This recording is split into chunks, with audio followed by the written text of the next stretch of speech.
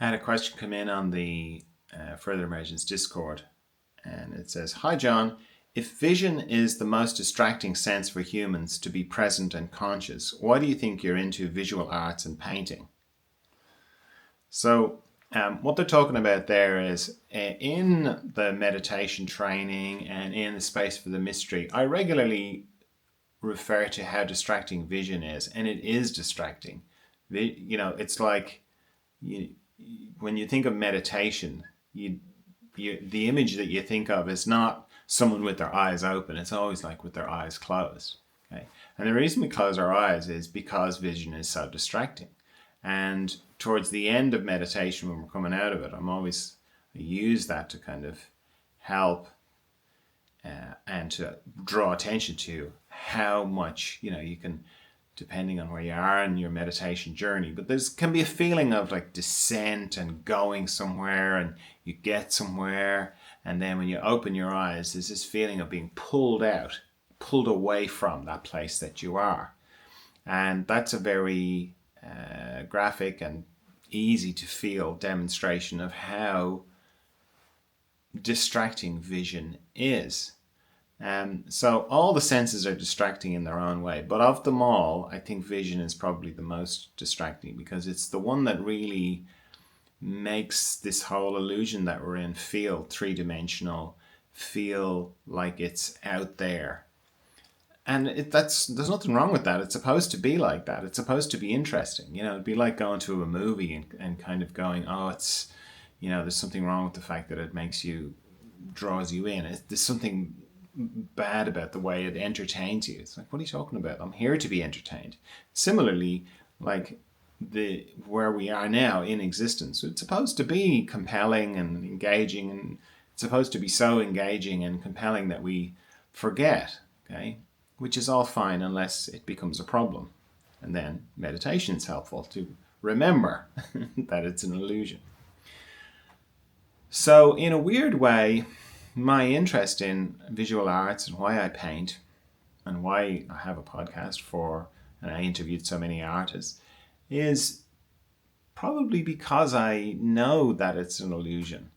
I don't take it for granted. It kind of reminds me of when you meet someone for the first time and you fall in love with them, but you're not with them all the time. And whenever you're not with them, you're sort of every little bit of them is so interesting to you. The curve of their neck, the shape of their body, their smile, their eyes, the way they laugh, all these details you're so into them. And then 10 years later, you don't even see them anymore. You don't, not in the same way. It's so easy for that to happen. We get, unconsciousness it's a bit like moss, it just grows on you and it's very hard to see. And one of the things about artists, particularly artists who are representational, meaning they're trying to make a representation of what they're seeing, they have to look and they have to see in a way that you don't normally see. Like when, we talk about the wonder of a child, that's because they're seeing everything for the first time, just like you do when you meet somebody for the first time. When you're an artist, you have to remember how to see. So you have to see things.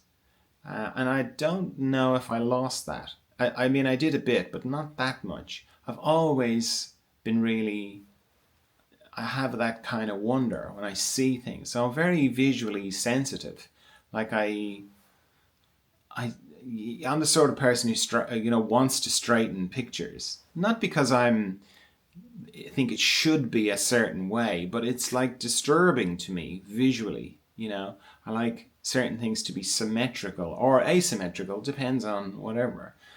But why I'm so interested, or why I like art and visual art, is because I don't take it for granted, and it makes and it's also a little window into how another person sees the world. I don't get to look out of anyone else's eyes, but with art, I can get a little glimpse of what maybe it's like for them as they look out of their eyes.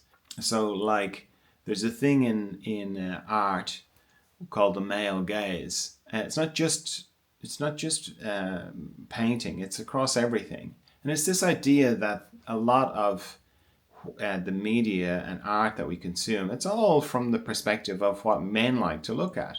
Something I didn't know about at all until I did, and then as soon as I heard about it, I kind of went, "Oh my God, yes!" I've been, all these beautiful images of women draped on beds, semi-naked or naked, are very pleasing to me, of course.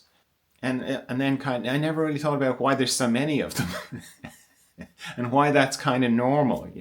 Like if I came across a woman draped, a naked woman on a couch in a supermarket or in a department store, it would be pretty shocking. Like I can remember talking to an artist years ago, and he was saying, I rarely see my wife naked like that. So why would I paint somebody else like that? Like it's normal. It's not normal. It's a very unusual, intimate, personal thing. And the reason why it's so common is male gaze. So for me, it's been fascinating talking to women artists and looking at the art that women make to get a little glimpse into a different perspective. Now that's just the male gaze and the way women. I don't know if there's a female gaze. I suppose there is.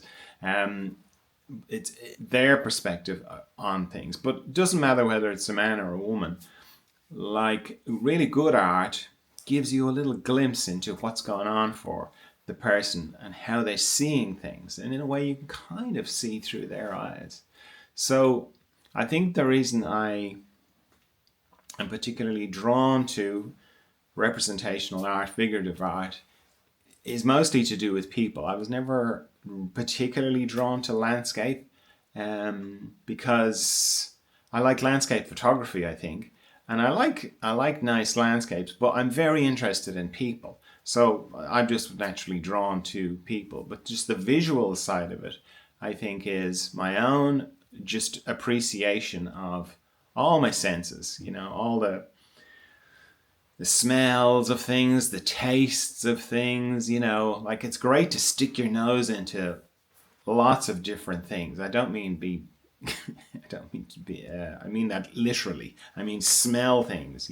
There's a thing that as you get older, your smell goes, and I often think that's probably because people are not using it that much. That's that thing of you use it or lose it. So it's beautiful to smell, to really appreciate the smell of things that you like the smell of, but even things that you don't like the smell of. Like I live in the country and.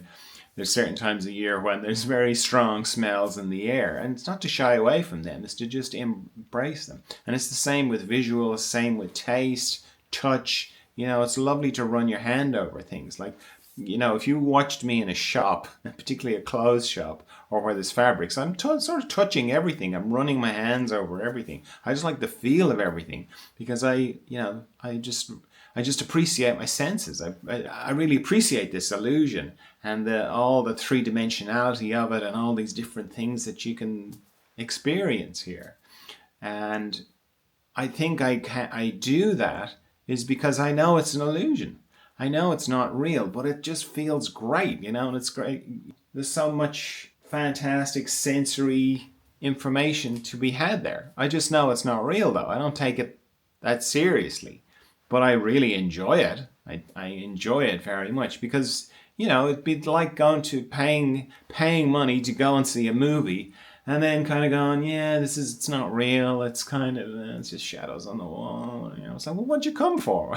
What'd you come for if you're not going to enjoy it? If you're not going to kind of go, wow, that's so amazing. Look at that. I really feel like I'm there, What's going to happen next? And so on.